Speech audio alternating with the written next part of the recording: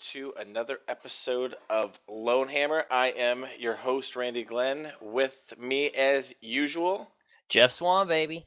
Oh, yeah. So I think I'm going to get all my bros out right now, since I've been made fun of relentlessly. Relentlessly. So, bro. We're not renaming it Brohammer. Oh my God! It's purely a Randy thing. Oh man! Oh, so I have some news for you, man. Well, is it good news? Wait, it's like pretty... end of times news, or no? It is not. We will get into the end of times, but I have news. All right. So we have a sponsor. Oh snap!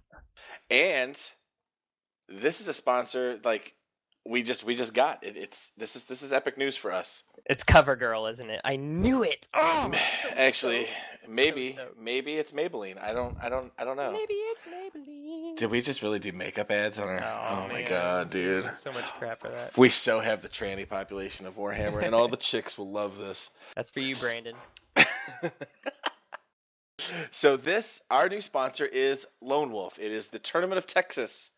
Yeah, suck that. Suck it. The Tournament of Texas, and it's in Dallas, March 21st and 22nd. It's a 2,500 point tournament right here in our backyard, man. So that's right. It's the tournament for all of DFW. That's right. So if you are cool, you'll be at this tournament. And I think it's so good, I'm just not even going to go to Adepticon this year since it's, the same week. I was like, nah, I'm just going to go to Lone Wolf. It's way better. You know what? I am personally going to throw down a challenge that any of our listeners think that they are up to challenging one of the LoneHammer guys. If you want to shoot this move, that's right. Then throw down the challenge. We will play. I'll double your comp. Whatever you bring, I'll double it and I'll play you. Oh my God. Yeah, I'm not that good of a player, so I will half your comp and I will play you in round one. So he'll double, I'll half it. Well, yeah, there you go. Good. But seriously, Lone Wolf is the tournament that everybody around here goes to. So if you are interested in this tournament, there's about 20 slots still left for March. Registration and their website is lonewolfgt.com. So that's LoneWolfGT.com. You can also find them on Facebook, right, Randy? Yeah, you can. It's /Lone Wolf. That's right. So do it.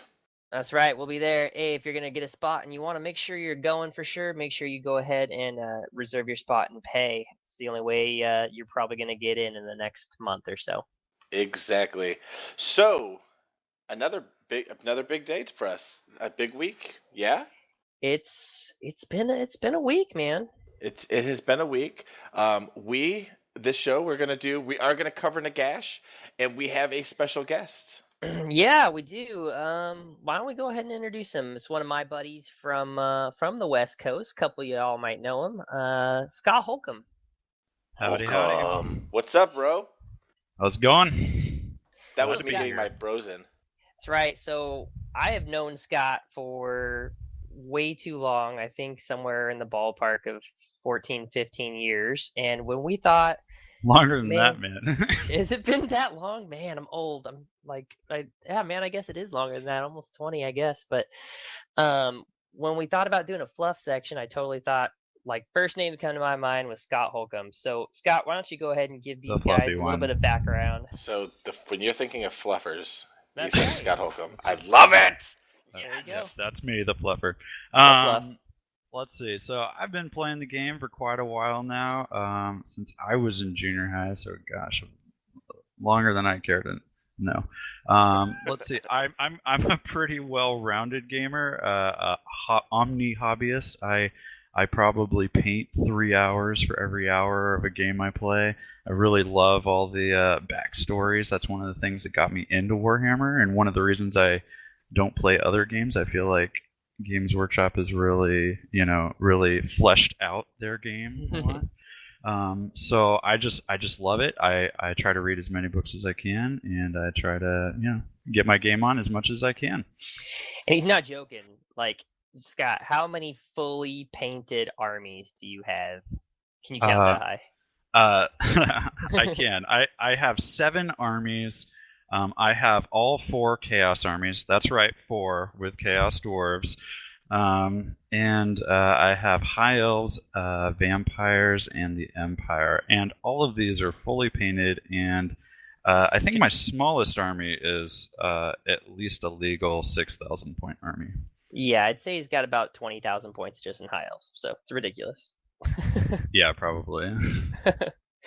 All right, well, for those of you who don't know, Scott actually got me into playing back in the day, and so yeah, that's you kinda were why a I had him. 40k guy at first, Oh weren't you? gosh, I know. So you're to I blame know. for this. Bad. You're the one I should talk to. Okay, cool. Yeah. Yeah. So Scott got me into playing, and he's got probably back in arguably more skill than a lot of people down there in SoCal. Fred.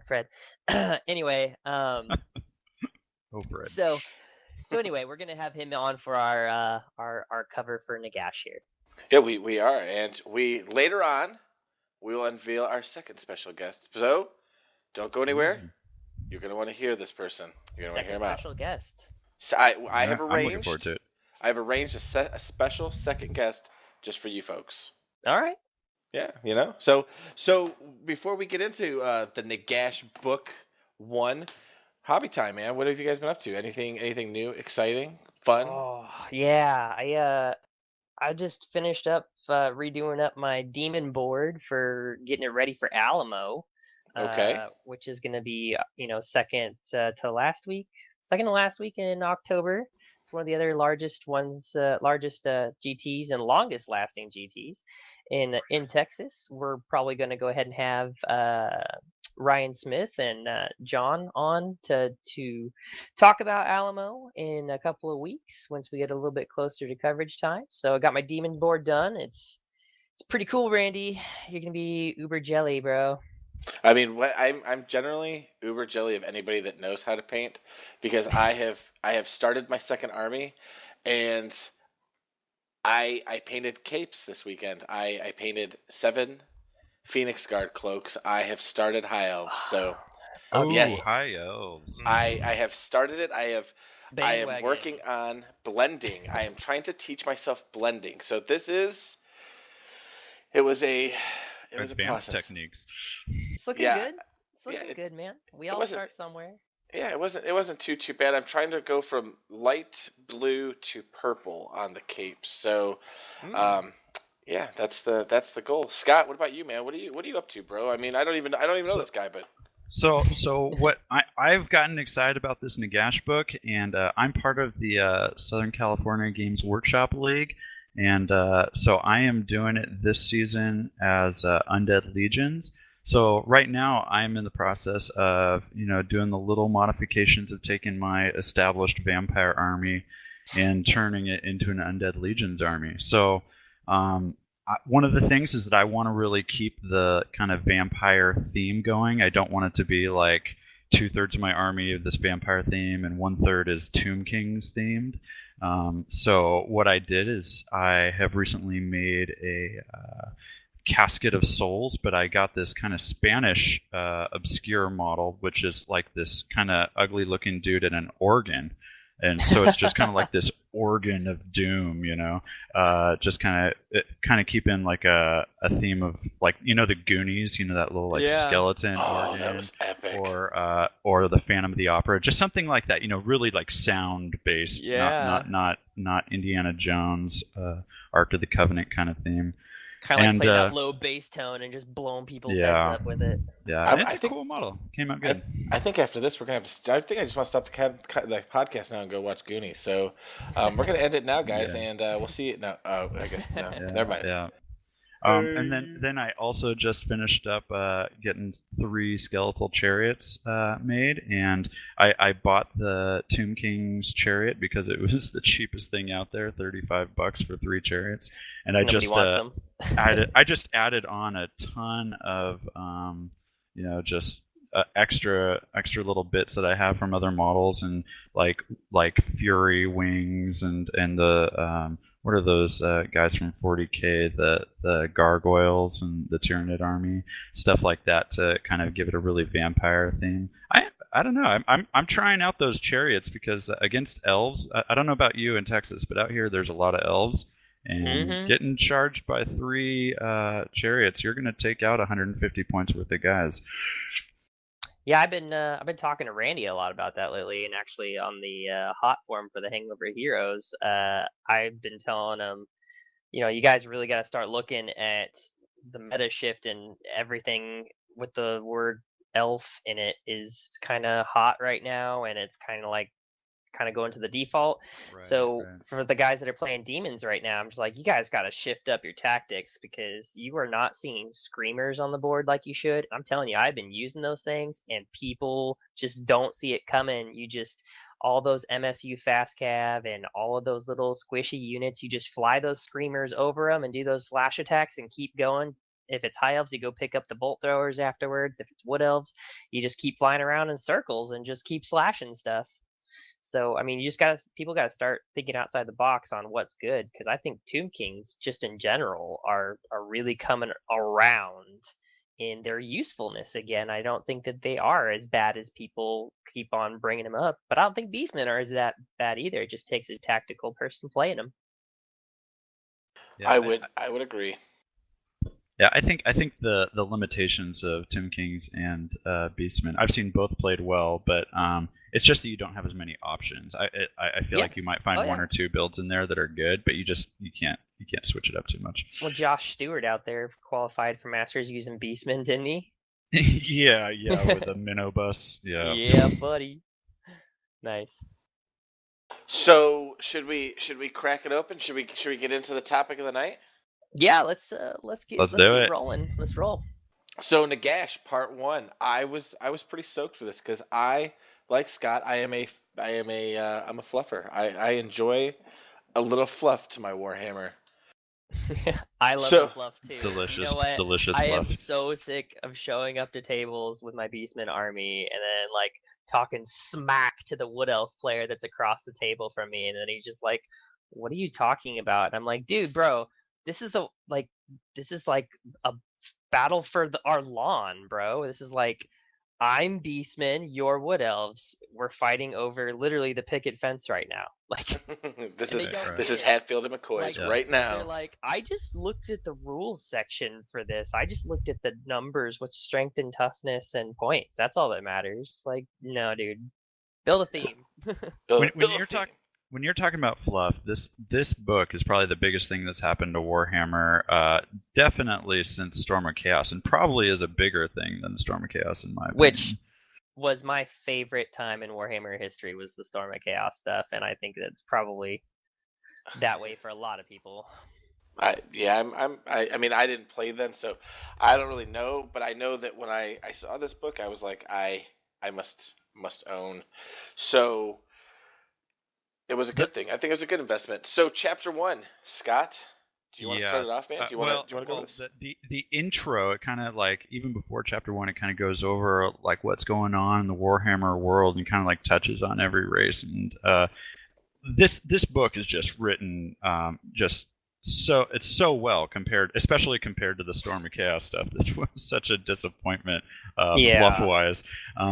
But I just so far, I love it. I love the way that they're going in with, the end times are here. Just, the shit has hit the fan. Right off the bat, page 1, it's Mazda Mundi's the great plan of the old ones has failed. The Exodus has to begin. It's just all right, I guess the Lizardmen are peace out. Thanks for all the fish, Thanks for the master plan. I just got a message from our other special guest. He's getting restless. So I feel that I should surprise you guys with our special guest. Do you guys want to meet our special guest, guys? Oh yeah, who is it? So I went through painstaking trouble to get this guy raised up for this. Oh, that was so bad. Raised up. Fluffed and raised up. You heard him Fluffed and raised up. I mean, I have no shame. Our podcast's explicit. I checked the box. We're good. Check the box. I checked the box. We're good. I checked the box. What's in the box? What's in the box? What's in the box? So, special guest, how's it going there, buddy? How's it going, Nagash?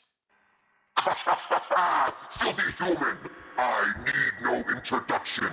It is me, Nagash, arisen and finally ready to take the old world by the horns, bring it to its knees, and let it suck the life out of everyone who comes in contact with it. Wow, so you're a big sucker, Wow. huh? Sucking to occur. Oh yes. Well, it's great to meet you, Nagash. To finally meet you. Do I call you Nagash, Mr. Nagash? Your supreme lordship? Almighty undead lord of everything, you may call me your doom. Or Mr. Nagash.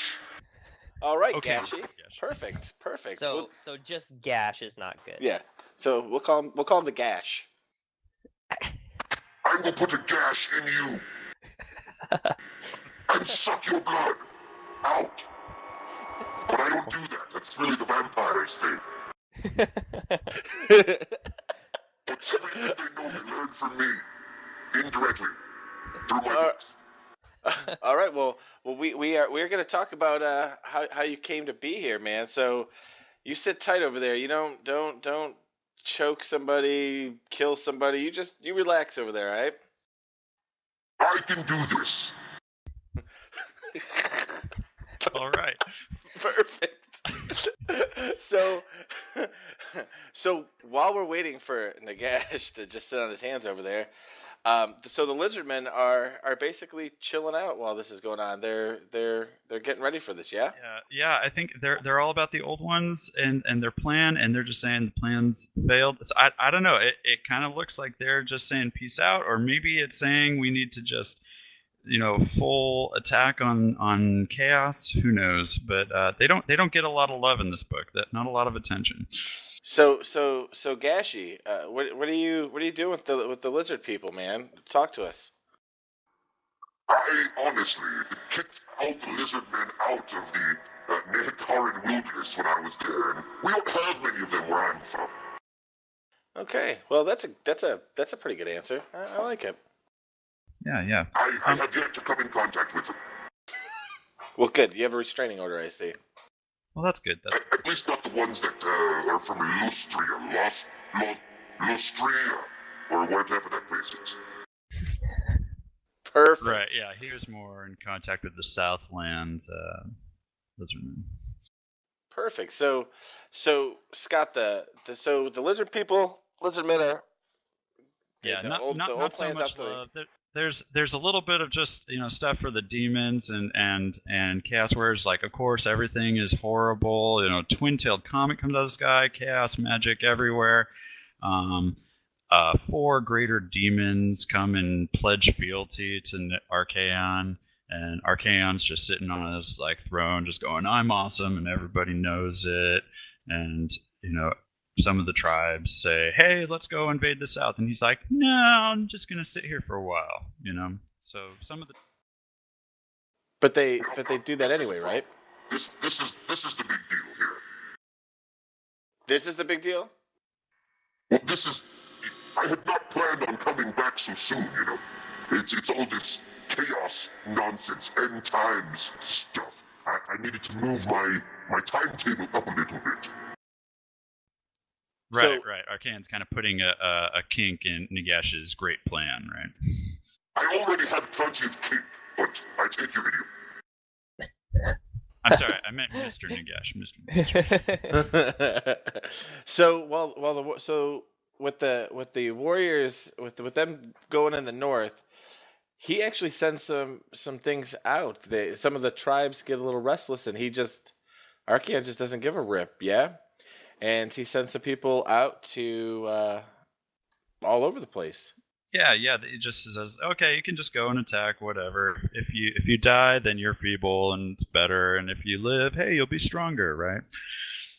So yeah, that definitely worked out. So what's going on with the Dark Elves? So I mean, there's only a couple races that get really mentioned in the book, hardcore, and so the Dark Elves. To me, my favorite part. Some of my favorite parts of those books are about the Dark Elves and the High Elves. just awesome stuff for them, even though the book doesn't necessarily focus on him. The Dark Elves, like Valkia, totally attacks Nagaroth, and I like if you're familiar with the Dark Elf realms at all, they have these towers in the north which are supposed to be watching the realm of chaos and making sure they're not invaded. And up there is the Tower of Grond, where they have all the sorceresses. And for some reason, Grond just doesn't warn anybody. They're just up there, and the Chaos Incursion comes and just goes all through Nagaroth, attacking everybody. And Malekith's not there. He's nowhere to be found.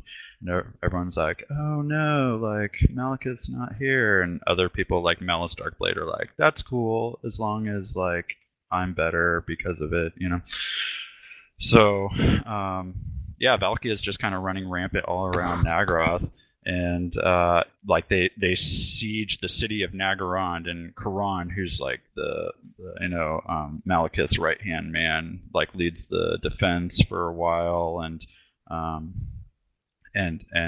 then all of a sudden, like 3 months later, Malekith comes back. He just shows up magically, and he's all happy. He's like got a smile on his face, and his gauntlets are all bloody, and everyone's like, "What's going on, Malekith?" And he's like, "Just chilling." And they're like, "Hey, everything's been under attack for like half a year now. What's going on?" And he's like, "Oh shoot, we got to do something about this."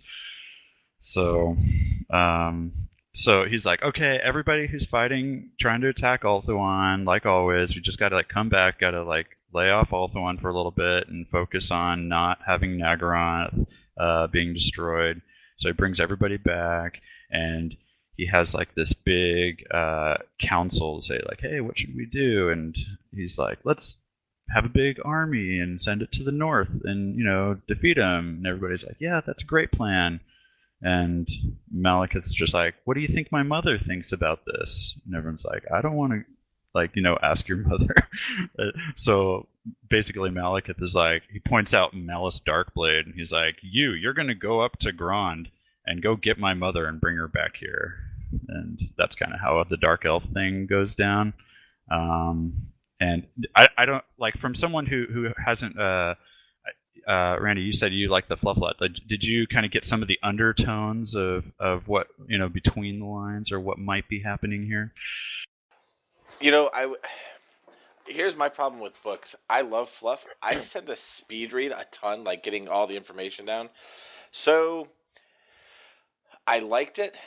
I try not to spoil books when I read it. So with the undertones, I was like, well, you have to read it further on to start getting what they're saying now. So they actually do really good foreshadowing in this book, because while this is going on, Jeff, you'll be happy. The Skaven. I know why Marathi's not there. So I mean, I know do. The old school idea. So I don't know. Correct me if I'm wrong, Scott. What do you think? Marathi's not there because she's maybe doing a little cult of Slaanesh uprising, maybe. Yeah.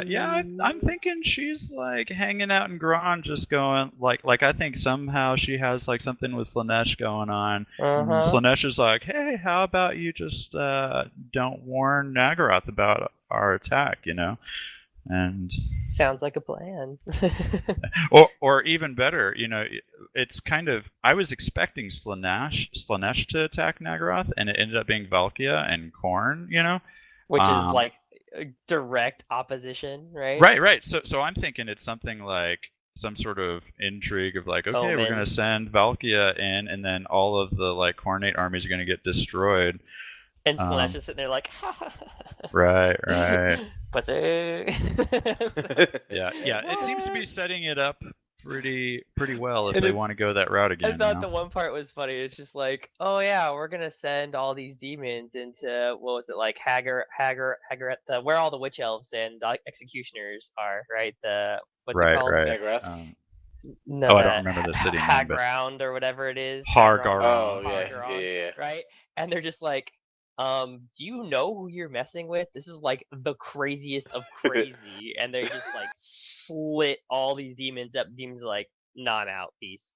So the crazy people are with some more crazy people. That's right, exactly what needs to happen. But And also, like, I don't know if you guys have read the Malice Darkblade series, also a good series, but Yep. it heavily insinuates that the demon that possesses Malice Darkblade is a Slaneshi demon. Oh yeah. And what do you think about them actually having Malice Darkblade in an actual frickin' GW book now instead of just Black Library books? Oh Like, yeah, they're... Malice Darkblade is like a champion of Slanesh Oh, in the he's Slaneshi so cult. awesome. Oh yeah, totally dig it. Totally dig it. That'll be awesome. so Cool. hold on a second. I don't. Are you digging it?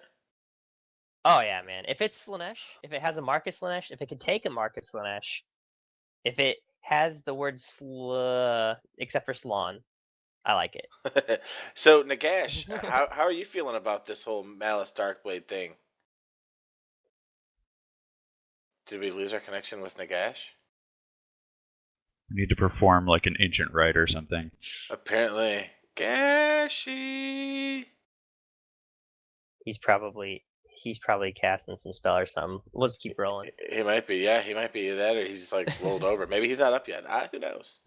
So while that's going on, the Skaven, Jeff, the Skaven. No, wait! Don't skip over the High Elves, man. Well, I was Yeah. gonna come back. I was gonna save the High Elves. I was gonna save the High Elves. You can't skip over his baby. Well, I was coming back to them. That because to me the two coolest stories of armies that really aren't here are what's going on with the Skaven and what's going on with the High Elves. Those are the two, to me, the cooler ones. And I was kind of saving the High Elves for last, Scott. Skaven are obviously okay. superior. I got so... that. We could do the because you know the High Elves, I'm gonna say it now. The fluff in this book, the High Elf fluff in this book is the reason I started High Elves.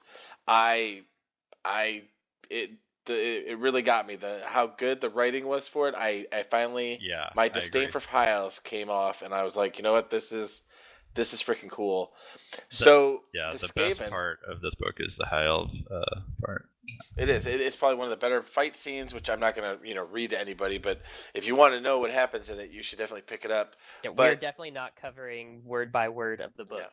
No, definitely not gonna do that because I can't read like that. I tend to performance anxiety. So the Skaven, they have their own little fight, and to make a because they're rats, and we'll make this quick. The head of the Council of 13 is do you know who that is, Jeff? Because I mean it's a Seer Lord Kritzlick. That's what it is. Okay, he's been in a couple of the Thanquil books too. Has he? Okay, yeah. So he basically is talking to the council, and he goes through this huge thing about how he speaks disconnected for from your channel. The horned rat, and he gets vaporized. Basically, he gets just destroyed, which is pretty. It was pretty awesome. Wouldn't you say, Scott? It's a little surprising to all the other, of the Council of 13, all the other Lords of Decay. They're kind of like, whoa, this hasn't happened before. User was moved to your channel. And I thought that was quite an ominous, part. The fact that the great horned rat just like suddenly appears right there. Yeah, he just pops up. So Jeff, be on the lookout for your Skaven for the great horned rat. He's here. I mean, he's in the book. I only caught this in kind of looking over it again, but I think that they're really setting up Thanquil to be the next Seer Lord. You think I so? agree. Right. It after Kritzlick dies and the Horned Rat comes, it's like, all right, we're gonna inherit everything. It's the time of Skaven, blah blah blah. They mention how a new Grey Seer is gonna have to touch the stone and become a new Seer Lord, and he will truly speak with the voice of the Horned Rat. It's like, well, what other Grey Seer do we know that's popular? Everybody loves him, Who do we love? Yeah, so he's pretty much the only one that you can think of storyline wise. Yeah, so and that's he's gonna awesome. That's gonna wrap up, I guess. So we got Dark Elf, Skaven. We've covered the Lizzie, so that's 3 down. Let's take a quick break, and we will get back to it in a little bit because some people gotta pee. I gotta pee.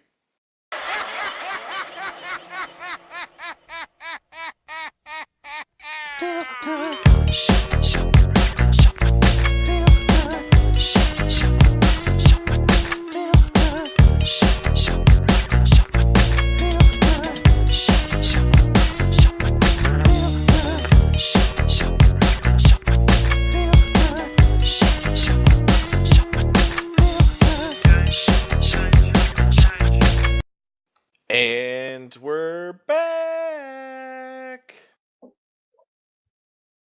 Everybody get a good pee? Human, the one they call Randy the Noob. Shut up for a second. I was trying to enter into your conversation the entire time you were talking about the Dark Elves. But this damn talk-to-tap technology, tap-to-speak-tap. Anyway, I've got it all figured out now, and I wanted to throw my 2 cents in. You know, I had some friends once upon a time that were Dark Elves. They taught me a great deal about magic, the dark type. Do you know this? I know all. Well, no, I actually have no clue what you're talking about. I mean, I don't know. I'm a noob, remember? Okay, well then shut up and listen. This one time, I found a few of these elf creatures, and these were apparently the dark ones, although I didn't know this until much later. But I realized that they were able to call on the forces of magic without the aid of the gods. And so I did what any friend would do. I chained them up and tortured them until they told me all of their secrets. So, you know, I'm going to have to say this, Gashi. I don't think any of us tie our friends up and torture them until they tell us stuff. Jeff, are you into that? How many immortal undead friends do you have, bitch? So, Mr. Nagash, would you say when they taught you the magic, would you say that the dark side was more powerful? Quicker, easier, more seductive. So they have cookies? Well, they didn't call them cookies back then. Well, since you couldn't get into the talk to push, or push to talk, as we like to say now there, Gashi, do you think the fell blade's gonna get you again, buddy? We were just talking about the Skaven. Oh, no. Well, you see, while I hesitate to get directly involved with these things called fellblades, and I am absolutely loath to get involved with these rat people once again, I do have a few tendrils out in that direction, and it should be taken care of any moment now. Ah, perfect. So Scott, the High Elves, buddy, the High Elf fluff. This is the turning point for me. This is what changed my hobby, changed everything that I'm doing right now. That's on my table. Was this fluff? This is the start of it for me. Was this little story arc? So do you want to kind of go over it a little bit, buddy? Yeah, sure. The High Elves, my favorite army, my first love in this game. They did a good job of them in this book.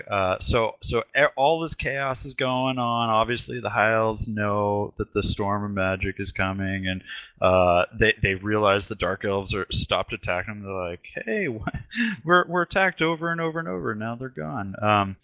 And so obviously they're concerned and they're trying to figure out what's going on. And Finnebar, the Seafarer, the Phoenix King of the High Elves, he's just like, you know what? I'm going to do the most reasonable thing and shut myself in my chambers for months at a time to divine the cause. And nobody come and see me. I'm just going to be in here by myself. Don't disturb me. That sounds wonderful. I wish people would just leave me alone when I shut myself in my black beard. Right. Very, very, very reasonable, right? So all the other elves are like, WTF, man? Like, we're trying to fight some demons here. Like, so there's demons all over Ulthuan and stuff, and I don't know if I mean, they're just kind of a sideline here. This is coming right after that Sigmar's Blood book with the vampires and the Empire. And that whole storyline about the Everqueen and the Phoenix King's daughter, Alethra, who they call him the Everchild in this book. He was kidnapped by Monfred to do this great spell, and Tyrion and Teclis and everything went over to try to rescue her, and they failed. Now they're coming back for reinforcements, and just... So, would you say he's like the Michael Jackson of the Warhammer world if he's the Everchild? Alethra?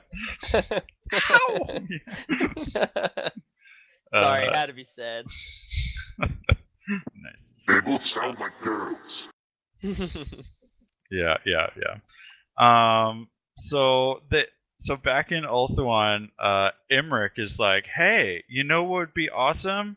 If we had a new Phoenix King. And you know what would be even cooler? If it was me. And like half the elves are like, yeah, that would be super cool. And the other half are like, maybe not, So Tyrion and Teclis come back and Tyrion seems to be kind of like, oh, whatever. We need to focus on fighting these guys, and he goes up.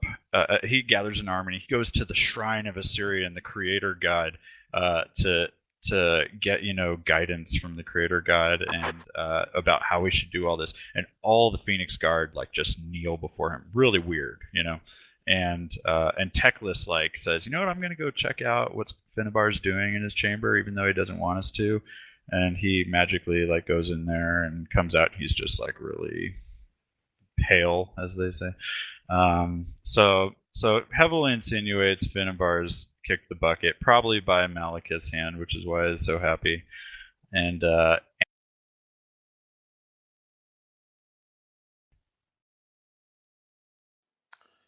So what exactly Tyrion happened? is probably fine for the Phoenix throne.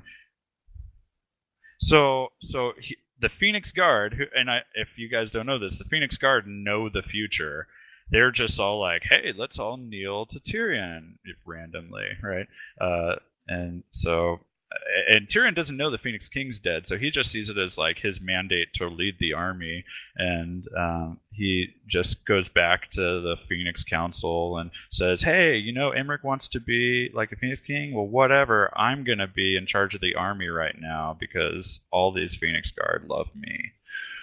So I think that Imric kind of gets mad at that, and he's like, all right, fine, have it your way. I'm just going to go back to Calador and do my own thing with all my dragons, right? And that's where the High Elves fluff leaves off, right at the beginning. That's just the beginning. That's not even the stuff they do in this book. That's just the synopsis up to this point. Right, because Tyrion can't go and try again for the Everchild, he sends 2 people there, right? Over across. Right. So Teclis says, you know what? Maybe you should fight, to defend Ulthuan since Finnebar's not here. Maybe you should send Eltharin and Belinar and what was her name? What was the girl's name? Eldryra. I don't know how to pronounce that, but Elvira. Oh my Elvira. God, so hot when I was a kid.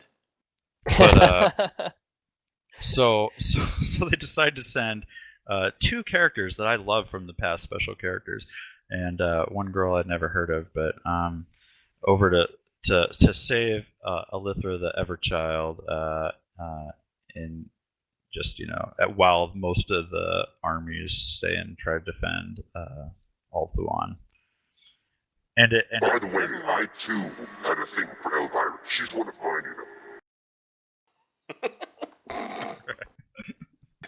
Would you say you got bony for her?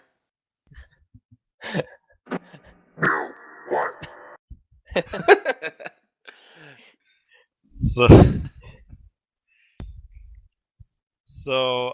It also I don't know if it does it here or later on in the book, but it reveals the startling scandal that Elithra is not Finnebar's daughter, but is Tyrion's daughter. I tell you what, if I would have known that, things would have been much different. I tell you, that really threw a kink in my plans. I assume that it actually might there, buddy.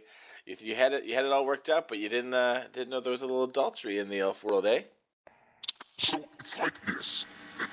I had my boy Manfred kidnap a whole bunch of things, people with royal blood and such. And I had my boy Arkin the Black, who is quite honestly one of the biggest homies there ever was. And I had him keep this Manfred in line. And they had this what do you call those things where the circles and the candles, the sacrifices, a ritual? A ritual? Yes, was it a ritual? Yes, we had the ritual set up. Yes, I guessed right. What?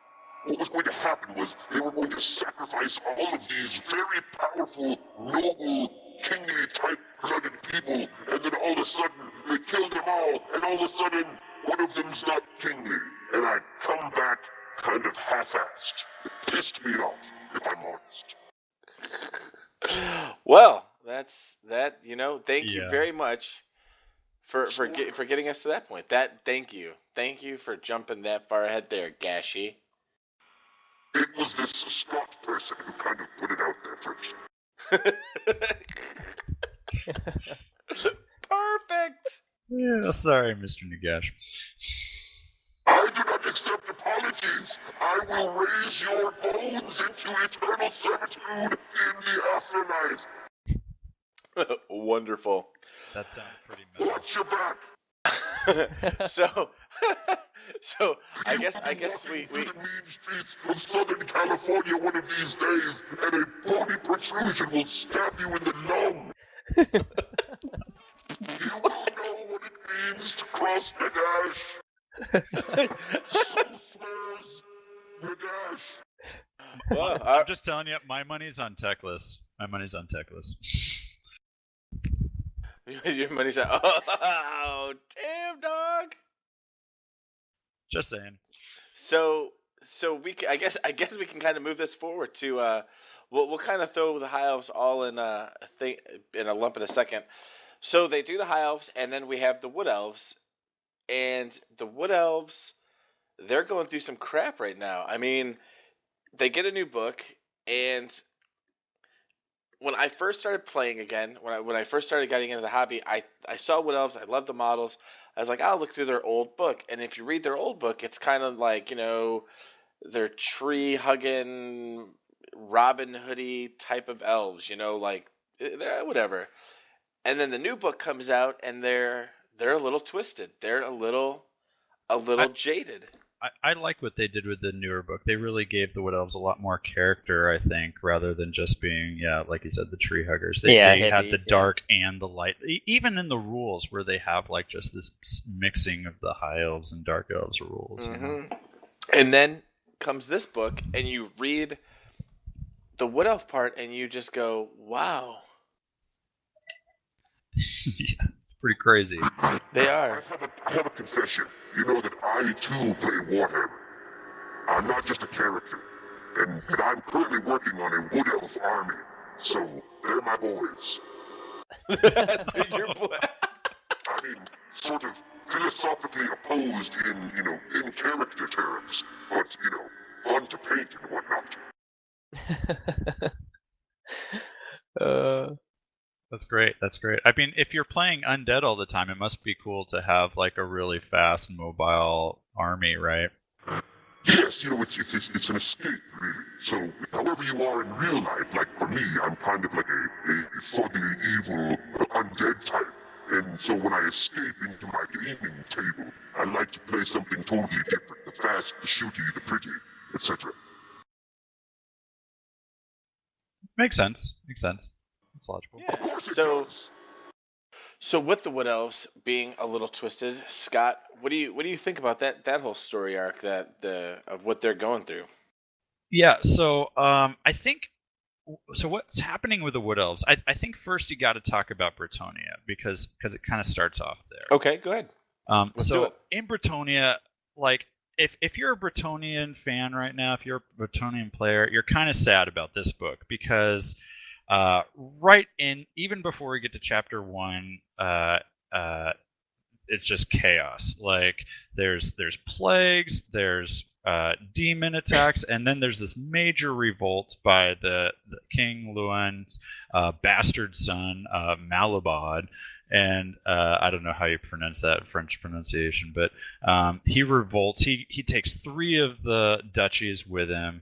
And he just leads this whole revolt, and Luan in like classic Bretonian fashion just defeats each duke in personal combat, brings him to heel, and then finally, like right before he's gonna like challenge Malablade, like he's just like, hey, I'm chilling with Arkin the Black here, and I've got undead with me. And I don't know, it insinuates that he's a vampire. I don't know if that's true or not. But oh, it's true. Oh, thanks. So So there's the undead fighting with Malabad, and the wood elves are like, hey, we don't like all these undead people like coming near our forest. We're going to help King Lewin out. So they all fight at this battle of quenelles, and Malabad actually kills King Lewin in single combat, and all the Bretonnians run away, which is incredibly unfluffy of them considering the rules for this guy. But whatever. So all the Bretonnians run away, and kind of leaves the wood elves to fight on their own, and they kind of do this retreat back to the woods. So he's like brave Sir Robin, right? And then right. Then they all run away. Yeah, the Bretonnians. Yeah. I definitely will say the Bretonnians get kicked in the nads in this storyline. Yeah. So already, like from Sigmar's blood, the Fey Enchantress is one of the captives. So she's already gone and a captive. The king is killed. So your two like strongest characters are like dead or gone. Before chapter 1. The only saving grace here is that Malabad is like marching off towards Verona. He's about to take over all of Bretonnia, and the Green Knight like brings up an army to stop him and challenges him to single combat, and the Green Knight just kills him. Green Knight? Green Knight. And all the dukes are like, oh man, now there's no king, and we got to like decide amongst ourselves. It's Civil War time, right? And the Green Knight like takes his helmet off. He's like, no way, I'm Giles Le Breton, so I'm the king. And everyone's like, yep, you are. And you are indeed. Yes, sir. So they have like it's kind of like Le Breton, and he's all like, okay, I'm gonna lead you in your darkest hour, and and it's pretty dark. So that's what kind of leads into what's going on with the Wood Elves. Wood Elves were at the Battle of Quenelles, and they got their asses handed to them. And even Ariel is I don't know. She wasn't wounded in the battle, but they think that there was some sort of like curse cast on her or something like that. So basically, she's wounded, and like her the sisters are like taking her back, and they're like, maybe we should put her in the Oak of Ages because that always makes things better. And I'm like, yeah, let's do that. So they put her in the Oak of Ages, and the Oak of Ages starts rotting. So this is not a good sign for the Wood Elves, and all the trees start rotting in their like most sacred place. And which is perfect because if you like read the storyline along with like how they debuffed the Wood Elf treekin and the treemen, it makes a lot more sense now. That's a good point. And just I mean, and that's like I really like how it plays also a little bit with the in the Wood Elf book, how it makes Ariel out to be kind of a tragic figure that's getting worse, not better. Yeah. That she was like taught dark magic and stuff by Marathi, and I just think this kind of like taking it further down that line. So Ariel is potentially dying here, and the Beastmen are just like going crazy because they always do when there's anything, and Orion is like, oh my gosh, I just hate this. I really like Ariel, and she's not doing good, and there's Beastmen everywhere. I'm just gonna go crazy and just like kill Beastmen all day, every day. So that's what he does, and all the other Wood Elves are like, well, Orion's going crazy and Ariel's like dying. What do we do? And it's at this point that they notice like there's an intruder in the world roots, and they're like, who is it? And it ends up being Alariel, the Ever Queen, of the High Elves, and she just like comes through the world roots and like comes up and says like, surprise, I'm here. And they're all like, why is a high elf in the middle of our forest? And she kind of tells a story about her daughter being kidnapped by Manfred, and she's like, you know what, I really don't like my daughter being kidnapped, and I have this like really intuitive sense that maybe my daughter's death has something to do with like the world's trouble right now, and so, Spoilers! It totally does. right. And all the wood elves are like, well, maybe, it's possible. And then Daruthu comes in like a boss, and he's like, we're gonna help you, but only for a price. And of course, like the Elf Queen's like, anything. So the wood elves send. So they ask for a shrubbery. They're like, a shrubbery. A shrubbery. Off with their heads. Cut down the largest tree with a herring. Right, with a spoon. So I don't know. Gosh, I don't even know where I know this from, but I know that Daruthu is supposed to be Oakheart, who was the person who originally saved the Everqueen's children from the demons. Anarion's children. From the original Chaos Incursion. So it's kind of, a little bit of playing back to that. So anyways, the worlds are like, all right, if Daruthu says it, we're going to do it. And they send on Araloth, and they're like, okay, go to Sylvania and rescue Alithra, the Everchild. And the Everqueen's like, okay, here's a locket that will like tell you how to get there. And that's that. Basically, there's this cool little story about Alariel descending into the Oak of Ages and the Sisters of Twilight. They have this really great back and forth. And basically at the end, they're like, save our mother. And so just really a lot of insinuation there. I'm personally hoping that it's something crazy like Alariel becomes the new Ariel or something like that. What do you guys think? I think it makes sense. Everyone dies. Everyone dies. Well, that's that a was spoiler. That might be. Order through destruction. Stick to the plan, Leroy. Stick to the plan. Stick to the plan. As chicken. Wow. Wow. That. But just because I've been dead for thousands of years does not mean I don't play World Poker. So that pretty much covers I think that covers the prelude, correct? Let me see. Oh, there's the Empire stuff. The Empire and the the Empire. The Empire stuff. You know what? Because I had been talking to Jeff about this for a while, and the rest of our gaming group about when I was going to start my new army, and everything has to be story driven for me. And this story with the Empire and Bretonnians, it's so weak. It's just, this is like weak sauce to me. So, I don't know. What is it that you don't like? What's the weak part to you? I think that the way they do it, I think that everything in the book is written well, except for the Empire and Bretonnian part, because it screams like every other, crappy story with whenever there's elves, Lord of the Rings, and anything else. The humans are getting their butts kicked. They're all falling to the wayside, and they're being stupid, and they have like an ego the size of anything else. And here we go, and you start reading it. Randy, the Empire is the U.S. Is the USA in the Warhammer world. Nobody likes them, but they all fear them and they all hate them.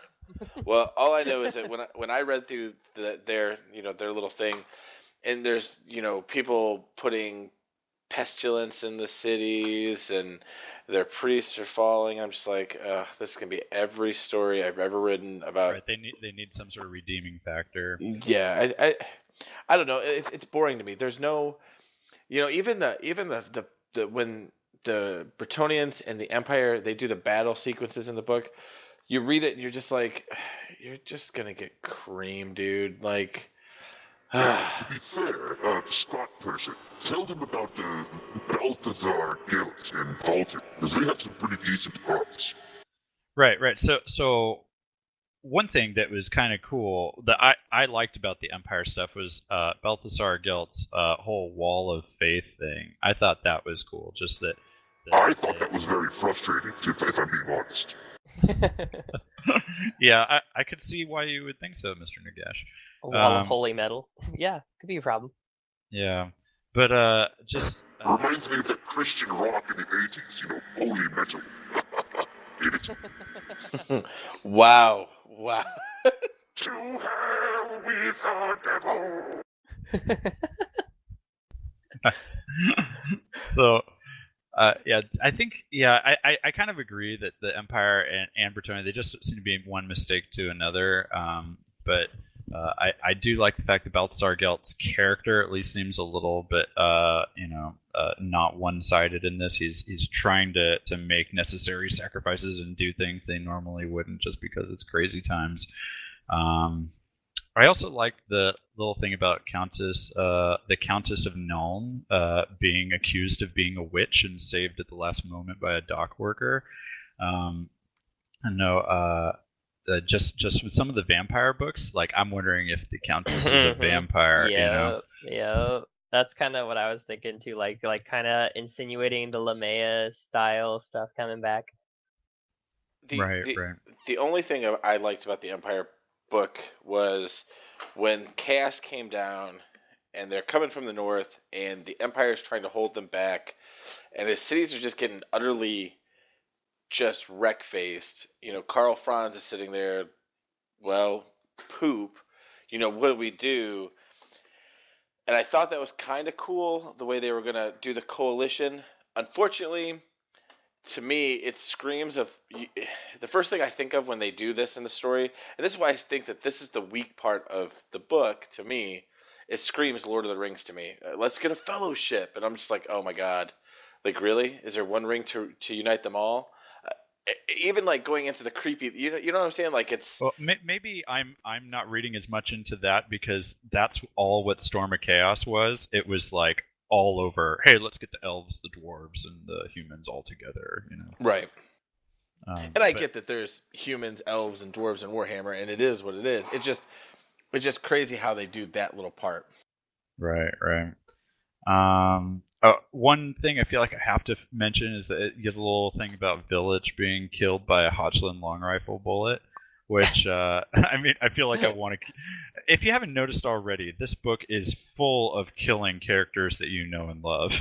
So, I think just the fact that it's kind of like a side note, and Hotchland long rifle bullet, I think is a nice little touch too. I agree. So the Empire, we got Gelt, we got the pretty much the premise on that. So Nagash, man, so tell us, you send your boy Archon to into basically Sylvania to jack with Manfred and to get this party started. So what are you guys up to over there, man? What was that? What was the thought behind this whole thing? So essentially it's like this. This Archaon fellow that seems to be so intent on taking over the world, plunging it into chaos, that if he does so, it will be very difficult for me in the coming centuries to make my return and to completely wipe out all life on the old world. So I decided to move my timetable up a little bit and decided to beat him at his own game and begin to take over as much territory as I can before these pesky chaos gods decide to come and steal my thunder. And if I have my way, I will be more powerful than they are, and we'll have a big fight, and it'll be fun. But in order to do that, in case you didn't know, I've made a number of incursions into the old world and, pesky things like rat people with blades made of pure warp stone, and entire nations of Egyptian people decided to stop me from doing this. And so I learned a lesson and decided to do things right this time. I decided to send Arkin, the Black, and Manfred to go get my staff and my armor. I decided to send Manfred down to the skating people to get that veil blade and to break it so that this wouldn't happen again. And then I decided to make the ritual thing that we talked about earlier, and it would bring me back to full power, and I would be, come out of the gate screaming and destroying, and bound the purple winds to myself, and I would myself be the living conduit, or the unliving conduit of the black death magic, and no one would be able to stand against me. It would be perfect. Except it wasn't. Yeah, it really was. Well, you know what? It kind of seemed perfect because you sent your boy Manfred out, and that Skaven fight that he was in, that was pretty epic. Yes, Yeah. he acted a little bit scavenly there too, didn't he? He decided just to take it and then leave and run away. Yeah. You know what? He definitely did that. As a matter of fact, that your guys did that almost every single battle. They got what they needed and bounced up out of there, eh? We're strategic players. We're learning from our mistakes. We're going to tournaments now, so we have to up our game. We're not noobs like Randy. That's true. Right. Oh, so We play painful. dirty, like Jeff. Why? Because I play rats. Come on. You just mad because the Skaven bring you down 9 times out of 10. Come on, what's up with that? It was like 1 time out of 1, but who's counting? So when Oh, they okay, when so they 10 out of 10 technically. 10 out of 10, whatever, 10 out of 10, I'm 9 giving out you of the 10. benefit of the doubt. It depends on what side of the table you're on. That particular battle lasted literally hundreds of years. Literally, wow. Okay. Well, and he has spoken. Then it is so. So the fight with Clan Mordkin. So you basically just wrecked their face, Skaven style. It almost felt like a real game with Skaven because at first they were rocking and rolling, man, and then all of a sudden they shit the bed. Typical Skaven fashion, baby. It all all or blew nothing. up in their All or face. nothing. It either works or it doesn't. I love there's this part about the clan having a gate that is made out of the bones of a dead dragon, and that's like what the gate of their fortress is made out of. And Monfred's just like, I got a great idea. What Bone if this dragon. is no longer a gate and was a zombie dragon? That was Yoink. that was pretty good. So you get one of your items from the Skaven, and meanwhile, Mr. Black there is going up into Bretonia again. Yeah. Yes, he decided to take Arkin the Black decided to go with Heinrich Himmler and this lovely chap named Krell. And they decided to go after my staff, the staff of Nagash. And they got it. We want spoilers. That was that was not a spoiler. People should by now know that they got it, but it's what happens after they snatched the staff. There was you guys had a little infighting, huh? A little problem in the house. So this Heinrich Himmler, this guy's a total bitch. He's been pretending for some time now. He's like, oh, I'm the master necromancer. Look at me. I'm like Gandalf with half of my face rotted out. And my boy Arkin just decides to say like, oh, you want to grab the staff and you want to be pretending to be Lord Nagash. Oh, how fun of you. Oh, oh, you're dead. Oh my God. Oh, it hurts. Oh. And Heinrich didn't walk out of there. Arkin did. But I will tell you this, it was slightly surprising to me that Heinrich Himmler decided to throw in his lot with the Chaos Gods. So that has not happened very often, where an undead type person decides to go and work with the Chaos Gods. So I'm not sure what they offered him, but it must have been pretty decent. I mean, versus immortality, you know. Do you think he's been hanging out with that Krell guy too much, maybe? Well, you see, Krell is my boy. Krell has switched sides. He's all mine. He used to work for this Korn chap, but then I just made fun of him over and over and over, and he decided to switch sides. So so you'd say he's a switch hitter? I would say he got tired of being the butt of Korn jokes. Wow, so many places to go from there. So many places. So you guys, you've taken the Bretonians, you've smacked around the Skaven, and then you go into the Empire. What were you looking for in the Empire? The Empire had my armor, and I wanted it back. So we went in there and we took it. That's the long and short of it. We actually killed a whole bunch of people along the way. One of the lead dwarfs, I don't even remember his name. It wasn't Marius. That guy's funny. It was the other. It was you had the other one. So Scott, what do you think about this part when they go through? Because this is, if I'm not mistaken, this is where they have the battle, and the Beastmen become a little bit of a factor because the Beastmen are right there to basically stop almost the whole thing, but there's the hole in the wall, right? Is this is the part where there's the hole in the wall and he can't control the Beastmen and they start just Randy, you ravishing. can never control the Beastmen. The Beastmen are an unstoppable train. Well, I think you're right, Jeff.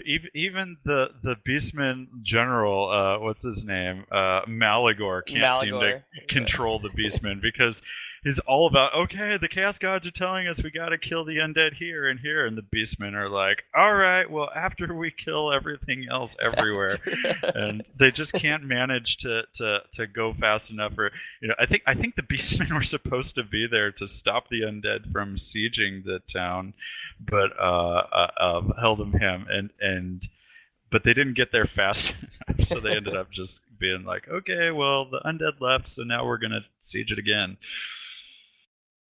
So you've got 3 pieces there, Gashi. So you're feeling pretty good? Yes. I think we've got it down. I think everything we've needed is in place. Perfect. So that kind of brings us to the next phase, which is Operation Invade Your Home Turf. Okay, so did No. He's got to do Operation Rise from the Dead first. I think. Does anybody find That's it right. slightly odd that Archaon's just like chilling up on his throne, being like, "It's not time yet. It's not time yet," and meanwhile he's just like chilling there, wasting time, and Nagash is like, "Yo, I'm just gonna go pick up all my equipment and get there before you." It was a little weird.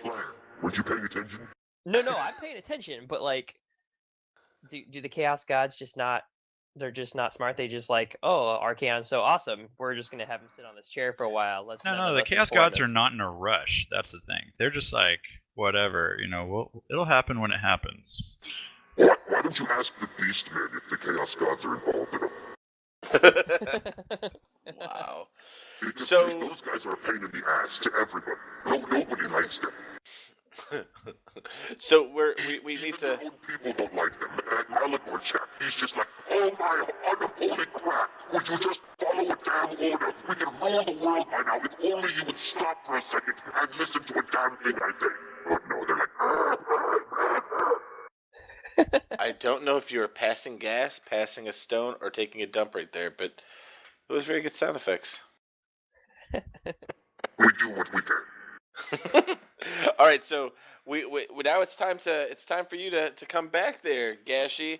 So everybody in basically the world is coming after you. The dwarves, the humans, the elves, Yeah. So I was like a bit afraid right there. Like I had 5 armies that were like, oh, we're gonna come push your crap in, and then they all decided to come in like one by one. So it ended up working out.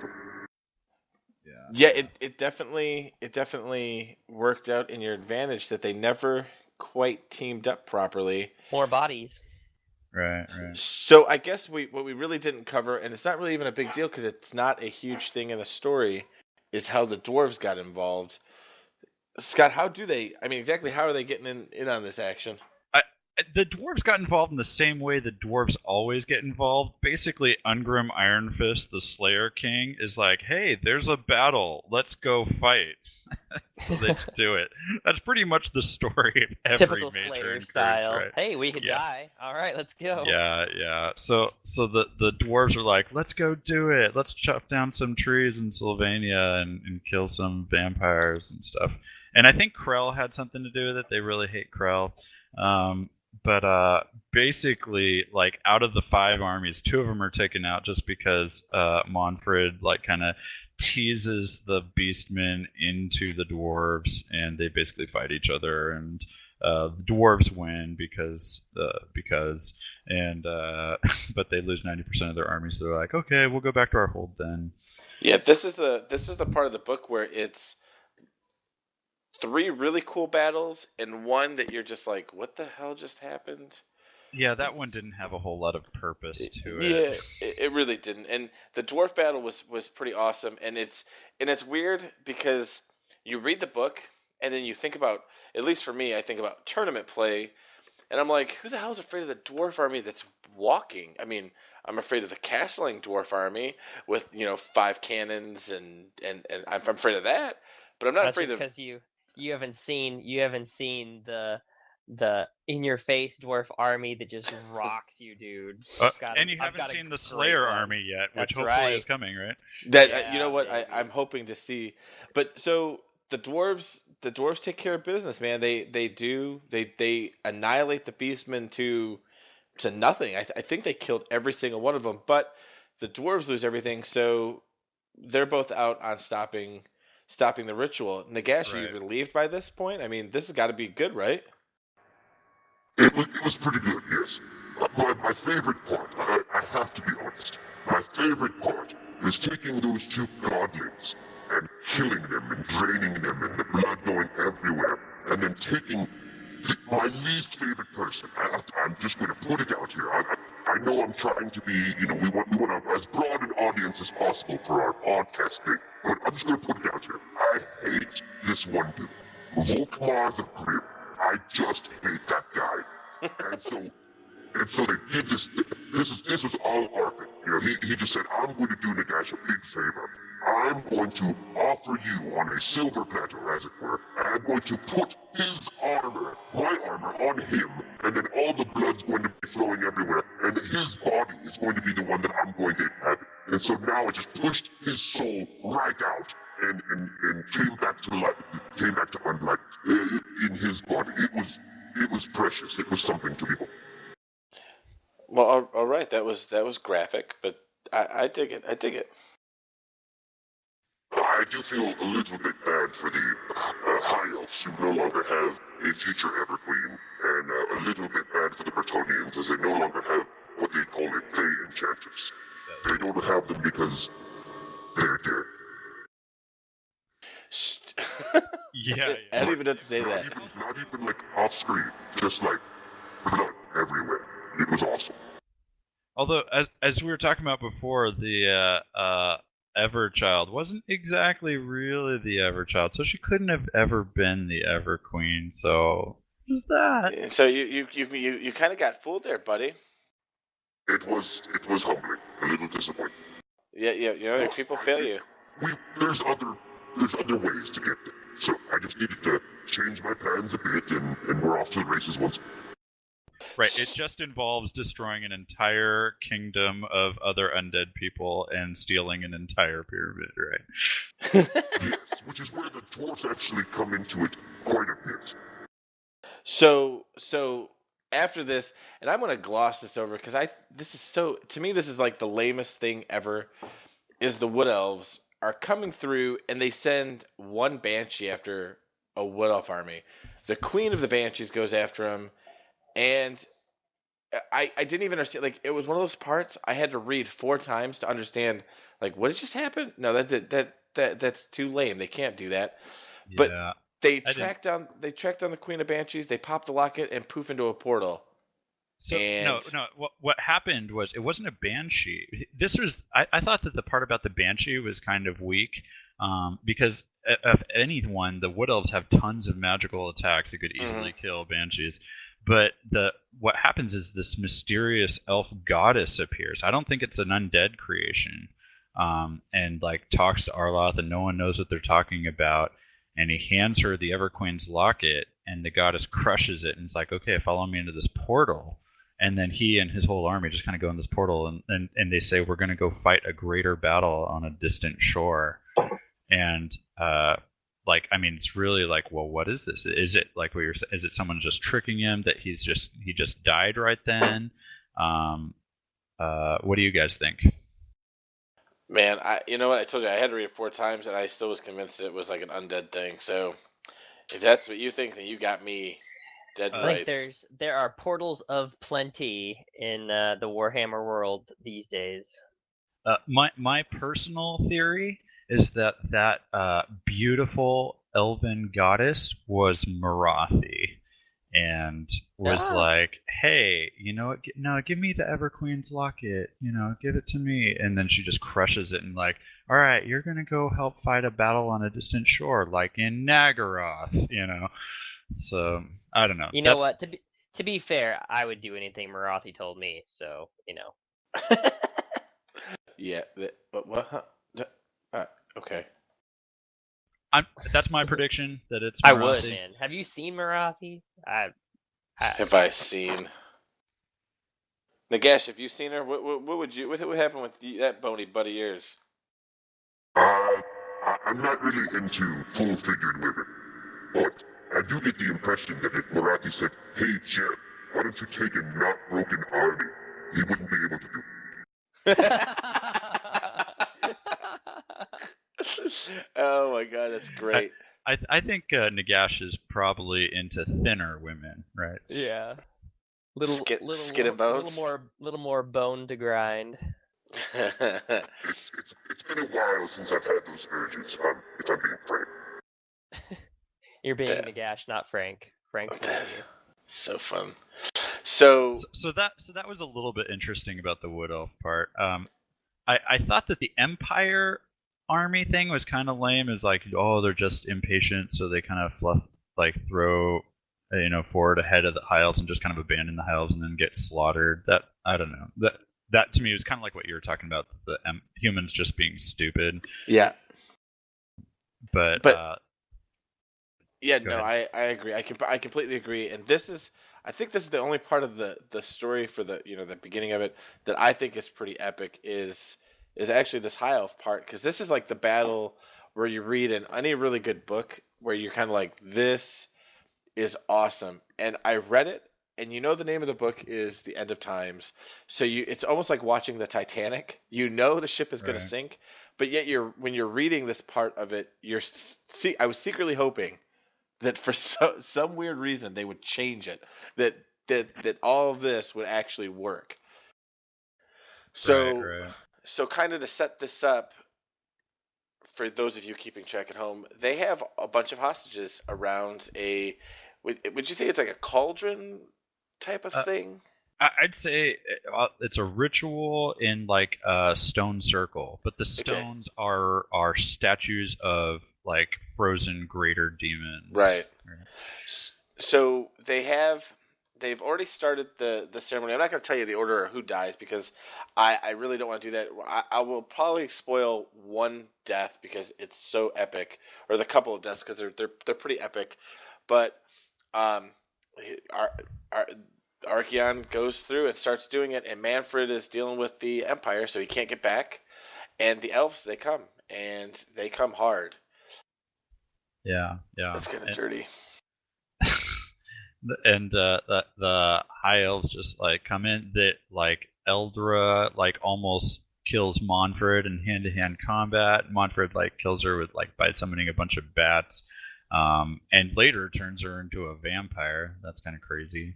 Yeah, that's a little weird. That was another readback. What? Huh? Oh my god. Yeah. And then he gets into like the sorcerer's duel with Belinar, and I mean, anyone who's new to the game, they may not know who Belinar was, but he was an awesome special character from I don't know, 1 or 2 editions ago.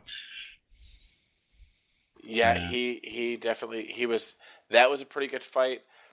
The fight with Manfred, I had to go back because I thought that they got Manfred there. I really, really thought that they got him, and it just, God, the way it happened, I was just like, no. Manfred just never died. He's like that vampire that just every edition will always surprise you. So I have plans for Manfred. Does that surprise you? No, that does not surprise us at all. Surprise. Does it surprise you that I actually hate Manfred? I think he's absolutely a tool. Well, we had a feeling. I think it's kind of because you guys are so similar. No, he's a douche. Yeah, but you're a giant douche. I mean, you're like 40 times his size. I'm like Winter's Eve.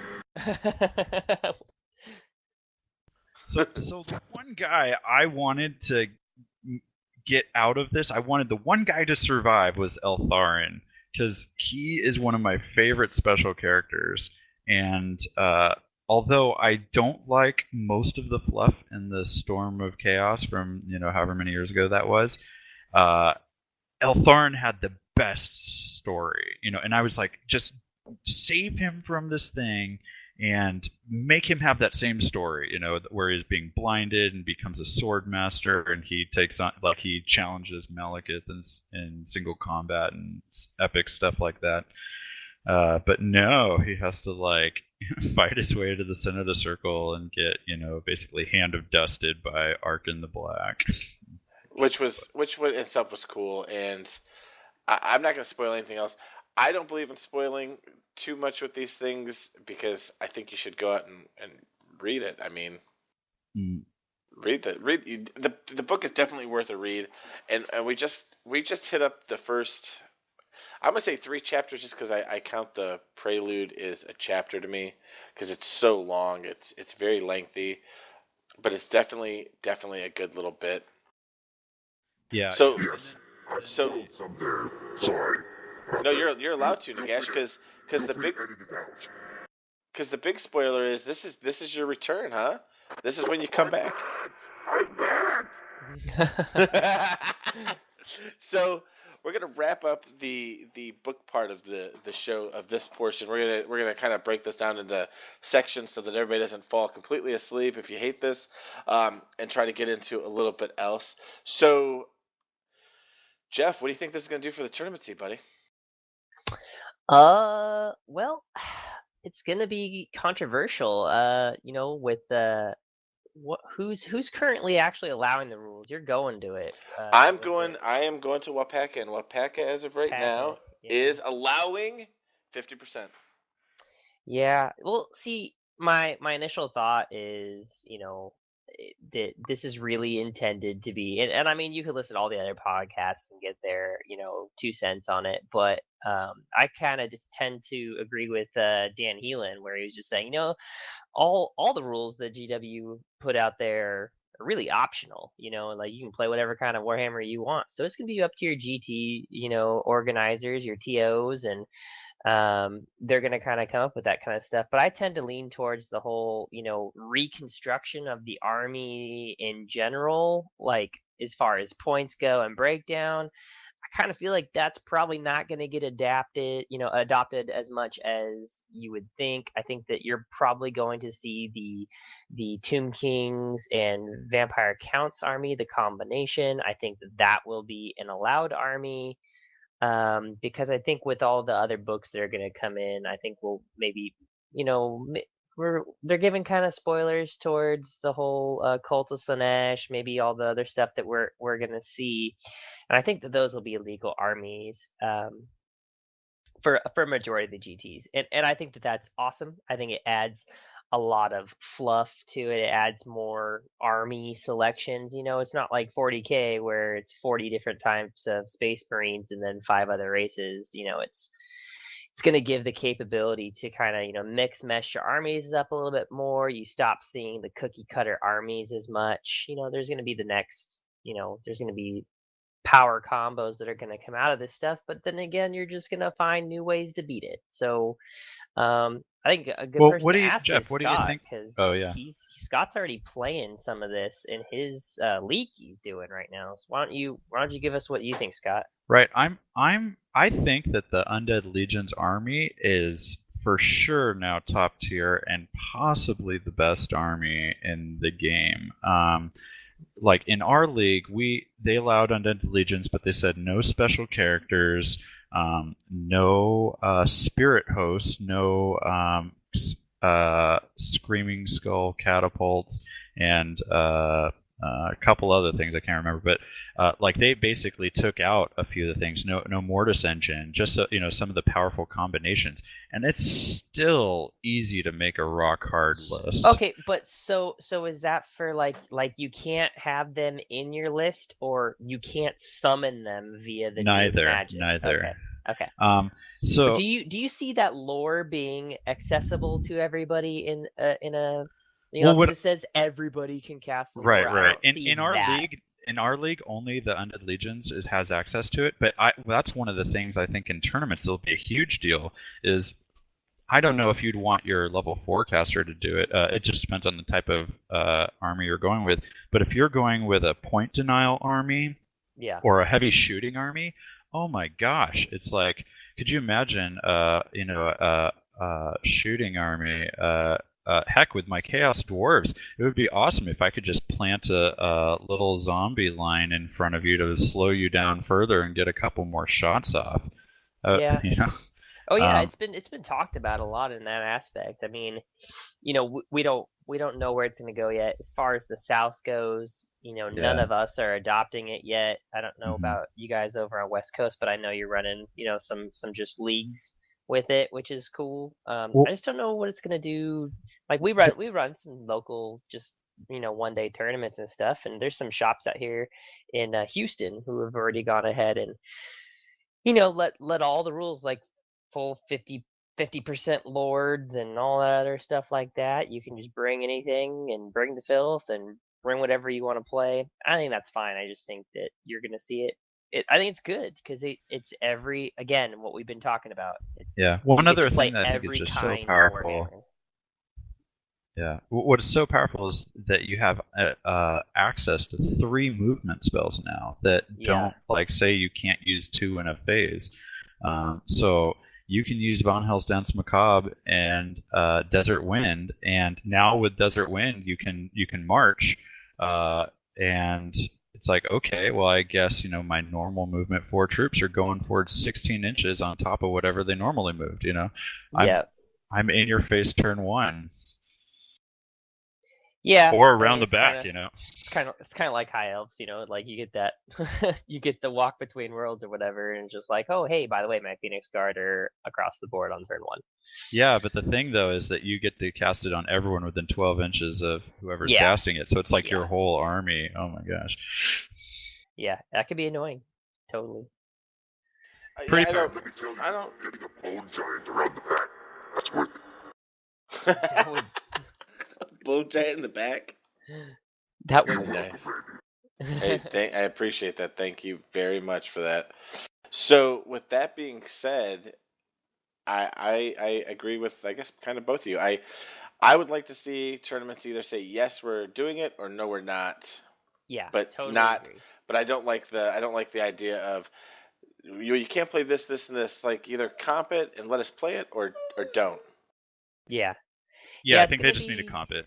So. Yeah, totally. I think that they need to kind of say, this is what it's going to be, this is what we're allowing, and then you either choose to go to the tournament or not. And I think it's going to kind of change next year. You know what I mean? As far as what people are going to go to, you'll get the people who don't want to go to that tournament, and they won't. And then you'll get the people who do want to go, and they will. Yeah, I down south, there's so many different options for tournaments. I don't see it being a problem. No. So there's plenty of options for us. There's lots of new big tournaments popping up everywhere, and I mean, I'm not even gonna go to all the ones in the South next year. Just because we're gonna have like 7. Hey Jeff, have you heard whether or not that this lone wolf or Adepticon is allowing these undead legions? There is a rumor, but I don't want to say anything because it's not official. It'll become official in about a month. Yeah. They're toying with the comp system at Lone Wolf. I do know that. It's always been no comp, and well, that'll be a different podcast, I think, altogether. Don't you think, Jeff? Yeah. We'll just put a feeler out there for now. If you're since we're plugging Lone Wolf at the beginning of this, you just know that Lone Wolf might be the first tournament to actually be running a full-on, like, no, you can't run that list type of situation. You can't just turn in any list you want. It'll have to be a certain amount of gentlemanly gamer kind of points towards it as comp. You will have to have a certain fluffiness to the lists, because they're just trying to make things a little bit different, because down here in the South, everybody brings the filth, and we're just changing it up to kind of give everybody more fun experience, I guess, Yeah, I think it's that, and I think that there was a pretty good discussion with us, not obviously not on the podcast anytime, Sure. but with the Masters coming up, and a lot of people are very serious about the Masters. It's picking up a lot of headway, especially down here in the South. A lot of people want to qualify, but the knock on the South for the first Masters was that we couldn't compete because we're no comp, and we didn't adjust very well to Swedish, at least the guys that went. It's true. And we don't have a tournament that makes us play comped. So, if you qualify with 0 comp and then you're forced to play 10 comp, it's going to be rough. Yeah, I totally agree, and it's something that me and Mark, who runs Lone Wolf, we've been talking about it a lot. We talk all the time, and it's just one of those things where I feel like if you're going to be if you're all hardcore adamant about getting into the Masters, then you should be able to run a list that you would be able to run in the Masters and qualify with that list. That's my personal opinion. You can't, it's a different game. It really is. It's a whole different game. If you play a smash face Warriors list all year long and you're just like, oh, I am the greatest, and you win 2 tournaments, so you qualify for the South, and then you show up right to Masters thinking, oh well, I'll just build a softer list, no problem, I can play that. But you've never played it. You don't know how to play. You don't know how to use those tools yet. You know what I mean? You have no training with those tools. You have no idea how it's going to perform in that atmosphere, and it gives people, who do play a softer comp list all year long an edge, because they know their list. They make little tweaks here and there, and when they show up, they're going to do good with it because they're used to playing in that environment. It's completely different. It's the same thing as if you were to go out and play in West Coast, and then you go out there and you see all these fluffier lists, and you're like, bring in all the Smash Hammer stuff from the South, and it's like, yeah, that guy's a dick, so it's a little bit, it's perceived different. Yeah, I agree. And now that I got Scott like on here, you remember back in the day where it was just like, oh man, I'm gonna put together the hardest list I can and like find all like the hardest stuff that I could play versus someone, and that's what I'm gonna play, right? And like right, now everybody did it, yeah. And everybody did it, and it was just like, it was so much less fun.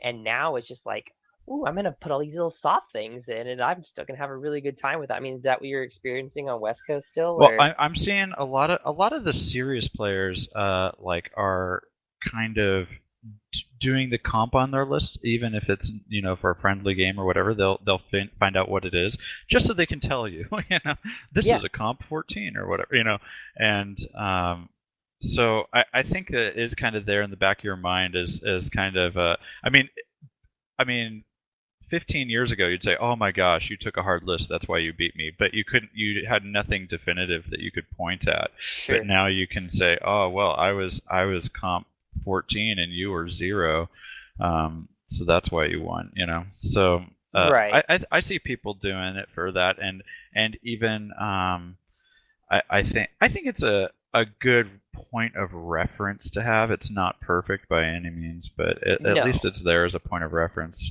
It's all biased and stuff like that. I totally agree. But I mean, like, you're the kind of guy that has a high elf army, but doesn't bring your standard high elf list. Like, your list is completely different than what you see down here in the South with, the all right. I try not mounted. To take the internet builds. Yeah. Yeah, exactly.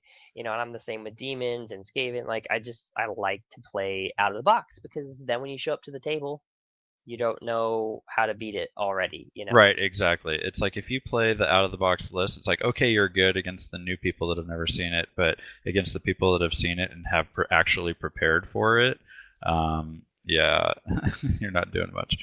No, I already know I win. For sure. So, comp, Nagash. So, anybody want to take a guess at where they think that in 6 months from now, what do you think will be the state of GW? Jeff, what are you thinking? Oh, well. 6 months from now, you wake up, you flip on your computer, and you go to GW's site, and what do you think is going to be on the page? 6 months? Well, in 6 months, they'll definitely have a box of Slaanesh and Dark Elf starter box for Cult of Slaanesh, because the amount of people that want it. I think if they bring the storyline stuff together, which would be great for me, because I'll dust my Dark Elves off, because I think they're so good right now. But if I can, they're just too good for me to even want to play. But if I can cross-class them with some of my, some of my Slaanesh stuff that isn't quite as good, or if I could take Marauders again that were Slaanesh marked, I would love to make a really cool, just themed. Now that I'm such a better painter than I used to be, I would really like to take the time to do something cool like that. But I think if you're given a 6-month timeline, I think that's when you're going to see it, because there's been a lot of talk about Cult of Slaanesh, and I just don't think they're going to be able to produce, it fully until that 6-month mark. So if you give me a 6-month mark, that's what I'm saying. Okay. So Scott, same question to you. You flip on the computer in 6 months. What do you see, bro? What do you see? This might be a little optimistic, but I'm hoping that it says Hasbro at the top.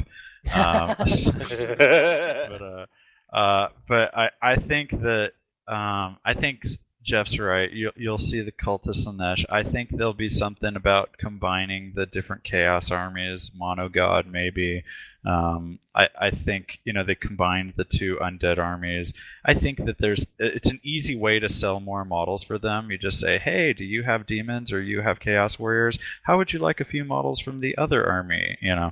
Just like they did back in the day, man. Yeah. And I like to every single fluff story you read has both of them together. Yep. So even this one here, there's a battle in the Nagash book where there's Nurgle demons fighting in a Chaos Warrior army, and I just think that ought to be reflected in the rules too, as long as they do it well. There's ways to do it badly, of course, but I am hoping that they're going to do something cool with the High Elves. There's the one we didn't really talk about it too much in our overview, but the best part of this book, the absolute best page, is the conversation between Malekith and Teclis, and it really insinuates that they're working together to defeat Chaos. They're going to put aside their differences to beat Chaos, and even they're going to team up with Nagash. They're like, hey, we need Nagash to survive and not die, so that we could all hit Chaos at the same time. And I'm just really hoping that somehow they do something creative with the elves beyond just the Cult of Slaanesh. So my other question to you, because we both played back then, do you think they're going to bring back arguably the weakest army they ever made in that old Storm of Chaos, which was the all the red-crested skinks of Lustria or whatever it was, where it was all skink lizardman army? No, I don't see any indication of that. No, I don't even know anybody who did it. I don't. I had it. It was terrible. I don't think they're going to do that. I at least they haven't said anything or insinuated anything about the Slayer cult army. Yeah, we'll see. So I think they might have learned from their mistakes on that one. That thing was awesome. I think they might bring in like if one of the End Times books is like Chaos and Empire, they might bring in something like Kislev units, because like Kislev's just basically obliterated, but it also says that some of them come down and the survivors come south, So maybe. I'd like to see it. I like it. I like the predictions. I like Nagash. Where's it going, bro? What's going to happen in 6 months? Are you still here? Are you gonna be gone? Yes, I think 6 months from now, you will turn on your computation machines and you will see a new edition.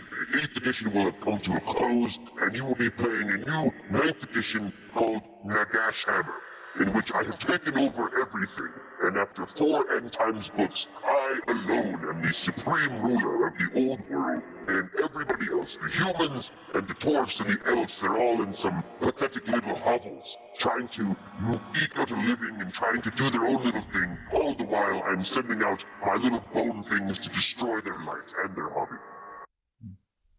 Okay, well that's bleak and disturbed. That's cool. I could see 9th edition. The Nagash edition. Yeah, that's not a bad. That's not a bad thing. Mr. Nagash, I have kind of a philosophical, long-term, foresight kind of question for you. If you defeat Chaos, isn't magic gonna stop, kind of flowing over the Warhammer world, and then you won't have any magic to raise your dead with?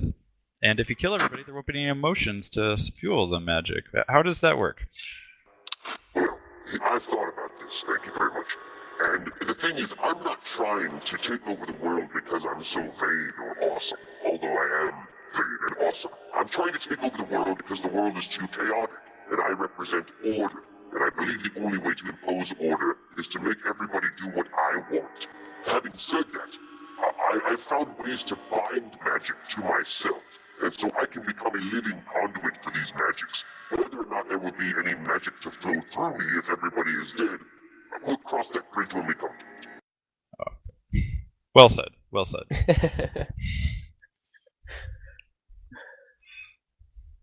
I like where this is going. I like where this discussion could have gone. So, any last minute anything else to add there, gentlemen? I would just say this book was worth it. I mean, if you were on the fence about buying the book, if you are all into the fluff or have a vampire or Tomb King army, it is totally worth it. I've bought many Games Workshop things that I didn't think was worth it, but this one was very well done. And that's And I'm on the cover, so... I'm on the cover. So I have one last thing. We officially received our first tweet during the show, Jeff, and I'm going to give you exactly 1 minute to respond after I finish talking. But this is from our boy. This is from our boy Nickel. I just talked to Nickel. This is from our boy Me Nickel. on Facebook right now. This is from our boy Nickel, and he said, "Ask Swan why he was such a dick to his opponents at Rock Wars. No sports trophy for you. Hashtag ba-bam." And I want to say this before you answer it. Nickel, you're a douchebag for using hashtags. But other than that, I love you, bro. So, Yeah. Swan, it's 11:11. You got to 11:12. All right. Respond. So instead of a hashtag, I'll put a fuck you on this one. So, dude, I took Skaven, man. Nobody gives me the love when I take Skaven. I don't know why, man. My demons are so much rougher.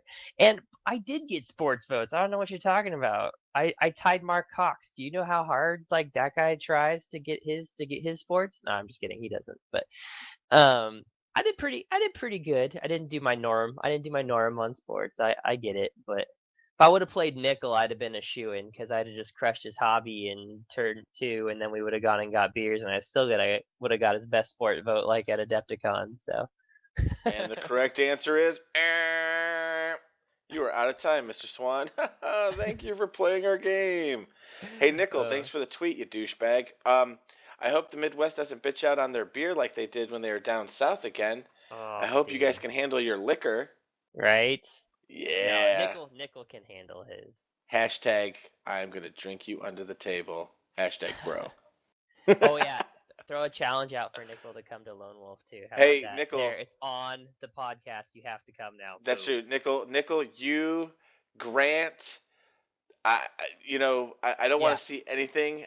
Dylan, you guys have to abandon going to Adepticon that I come. I drive from Texas to Adepticon every year. So you guys, you come to Texas this year. And the South is having a contingent come to Wapaka, where we are there to return the Rock Wars favor, and we are going to crush Hobby. We're going to take best overall, best general. It's going to get ugly up there for you boys. So, Yeah.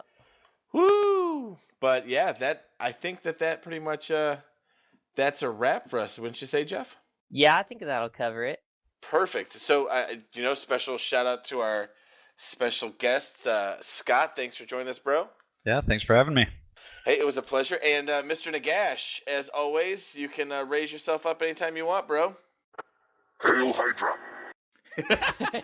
Yo, Joe! All right, so we're going to we'll do this again in a couple of weeks. We'll try to finish off the rest of the book as best we can. And then we'll be covering the Alamo, which you are going to, Jeff. So thanks for tuning in, everybody. And we will see you next time. Peace! Pour me something tall and strong, make it a hurricane before I go insane. It's only 12:30, but I don't care. It's It's 5 o'clock somewhere.